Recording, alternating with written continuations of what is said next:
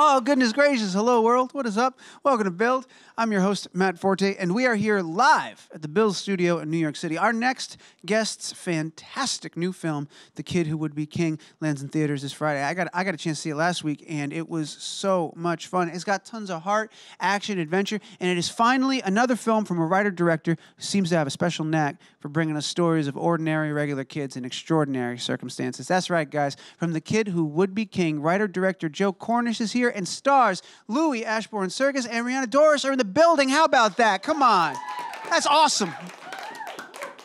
That's just awesome. So we're going to bring them out in a second. I'm very excited for that. But before we do, I believe we have a trailer for the flick, so let's go ahead and run that clip.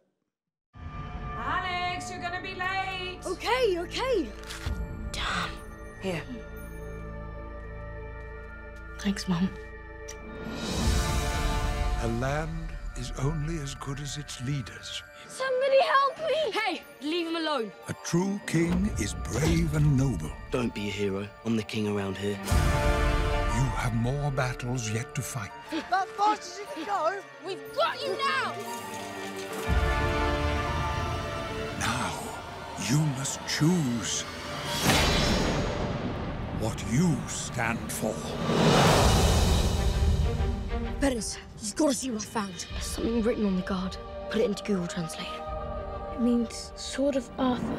What if you're the only person who could have pulled that sword out? What if it's Excalibur? Ah, finally. Follow me. I am Merlin. I thought Merlin was supposed to be an old man. An ingenious disguise, don't you think? In 4 days, the dark sorcerer Morgana will take over the world. Awaken my warriors. And I'm supposed to stop her. That's ridiculous. There's your sword back, and good luck with everything. You're a king, Alexander. The sword chose you. Why would we help you? Because you're the strongest people I know. You're my knights, and this is the round table. Quick, Betters, lift up the flaps. Oh my God, you're such a nerd. This is destiny. It's just like in every story we ever read. Luke Skywalker, Harry Potter, something amazing happens. And they find out they're descended from magical families. Mum, don't freak out, okay?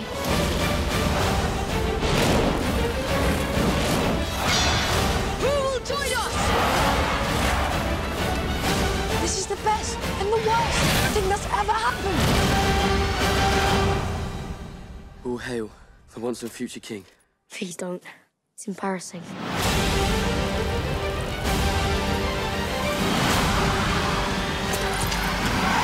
Where did you learn how to drive? Mario Kart.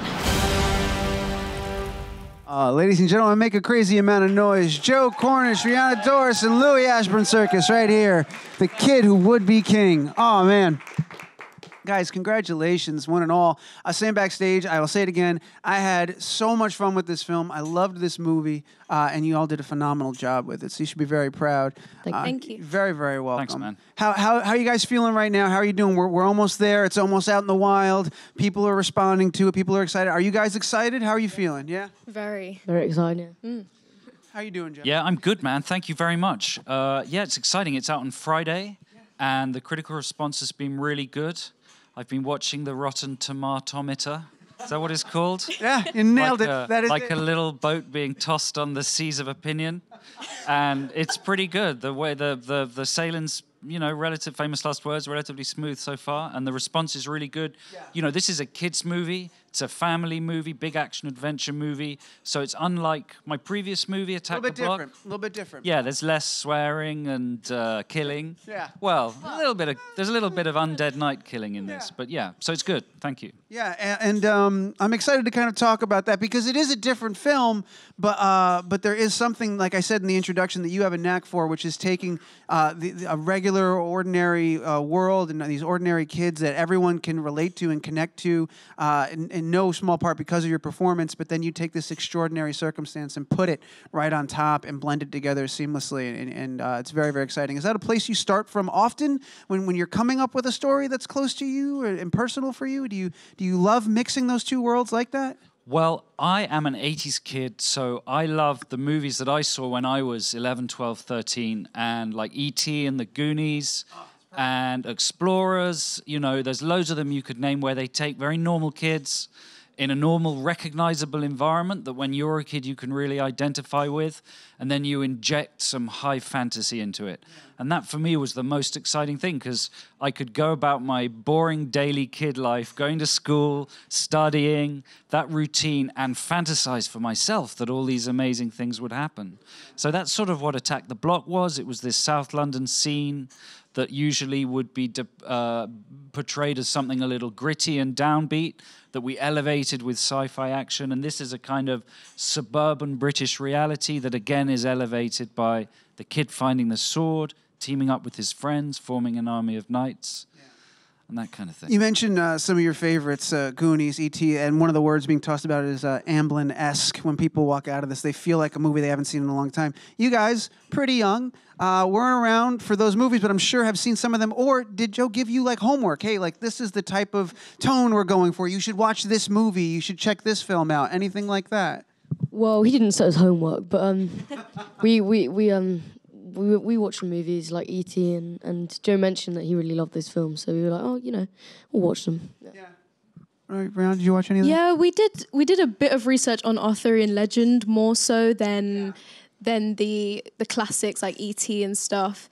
But we didn't do too much preparation because obviously this is a modern adaptation, so we wanted to have our own take on it. Watch like Excalibur, you know. That's another thing I was curious about, is how familiar you really were with the mythology of like King Arthur and the Knights of the Round Table and stuff like that. When I was growing up, like there was a time King Arthur was huge. That kind of gave way to pirates for a little while. Then as I was getting older, ninjas blew up. So I didn't know like where we were and what mythology was like captivating kids these days. So you had to look into King a little bit of it. Did you know a little bit about it beforehand, or was the research kind of a whole new world for you guys? Yeah, well, so when I was much younger, I loved the Disney adaptation of The Sword in the Stone, which is based around Arthurian legend. So I already had an idea of what we were going for, so I was comfortable with Arthurian legend.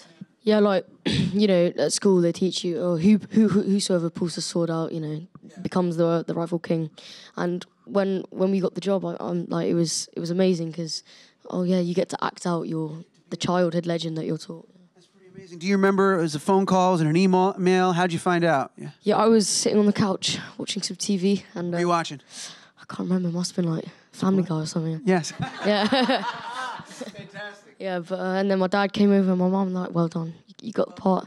And I was just so emotional, yeah. That's amazing. What about when you found out? I came back from a school trip. I can't remember where I went. It was either a science trip or like a history trip or something like that. So I came back home and yeah, I got the email and I was just screaming around the house. It was so cool. It was amazing. Joe, I remember reading about, for Attack the Block, I think it was the number that I saw on the internet, so you know it's true, is at least, it was like 1,500 kids or something like that, at least, for Attack the Block. How many did you have to see more? What was that process like, finding these two amazing kids? What did you go through to get here? Well, you're always helped by brilliant casting directors. So we had this lady called Jessica Renane who found all the Billy Elliots for the Billy Elliot live productions.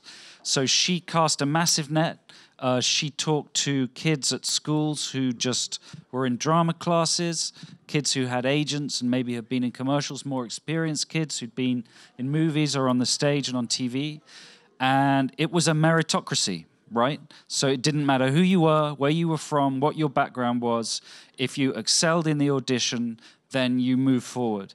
So this cast is made up of all sorts of different levels of experience. There's young Dean Shamu, who's not here with us today, who plays Alex's character's best friend. He'd done nothing before. He was at school and he saw the casting slip just on the floor like a piece of trash. And he picked it up and went, why have I not been put forward for this? And he ended up like the second, the best friend buddy character. So, it's a great thing to do. And for me as a filmmaker, to be able to give talent like this a platform and put them out there like we did with John Boyega and Franz Drame in Attack the Block, and to provide them with a way to launch themselves is just a bonus on top of the whole experience of making the film. Do you find that it clicks right away when you meet them as individuals, or was it really seeing everyone together? Because when you guys are together, especially, you know, the whole point of the film is the fun ride of watching you become this unit and band together and things of that nature. Was that immediate for you, Joe? And did you guys like hang out outside of the cast, to like outside of the set rather, to like build that friendship and build that unit? Yeah, I mean, before the shoot, we did a lot of rehearsals, and that was important because we built up our friendships, and it's important because when we were filming, at the beginning, we were doing sort of all the bullying stuff, so knowing each other, we could be a bit more harsh. But then at the end, when we're like a unit, that was special, yeah. And yeah, right away, was that something like, these are the kids I know, I've seen them as individuals, they've shined, I know together they're going to shine? Like, well, that's got to be part of the audition, is bringing them together. So you find them as individuals, then you pair them and make sure that the chemistry works between them in scenes. And while doing that, you're also secretly going, do they turn up on time? Do they know their lines? Are they into this? Because making a movie is a marathon, right? Yeah. It's a long physical process, especially this film where they're hanging from wires, they're doing horse riding, they're doing sword combat, there's emotional stuff, comic stuff, action stuff. So you have to know that the kid has the stamina, the young actor has the stamina to make it through to the end of the movie, and that's part of the audition process. So yes, we really gave them a workout as a team before we, committed to them being in the film. I'm excited to talk about a little bit of that stuff, Rhianna, the horse riding, the sword fighting. I have to assume that was your first time for a lot of those things. Was there anything you were like, I've ridden horses before, I know what I'm doing? No, it was all new, right? It was a whole new level because we were doing it every day for about 2 months, and especially sword fighting. We hadn't done any of that, and it was come up often these days. But no, it was pretty cool, wasn't it? Yeah, for me it was the first time on a horseback, so yeah, I was a bit nervous, I can't lie. But it was just amazing, and now we can walk away from this project saying that we've got all these skills under our belt, and it was just an amazing 2-month period before the shoot. Yeah, you're both incredible actors, and I expect you to have long and wonderful careers, but if you go anywhere, you will forever have the special skill of longsword and horse riding, so that's valuable, on and off screen. That is something you want. Joe, was there any pressure?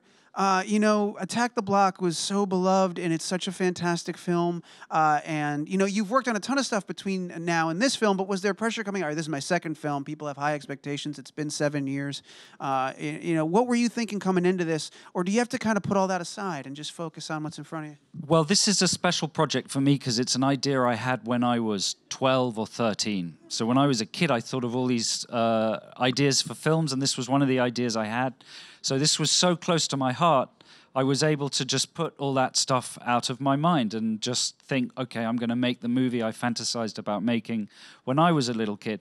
So the story of this film is a wish fulfillment for the characters in it, but it's also a wish fulfillment for the director when he was that age. So when you're that closely bonded to telling a story, all the politics or the industry stuff, they just don't matter. It's such an amazing opportunity.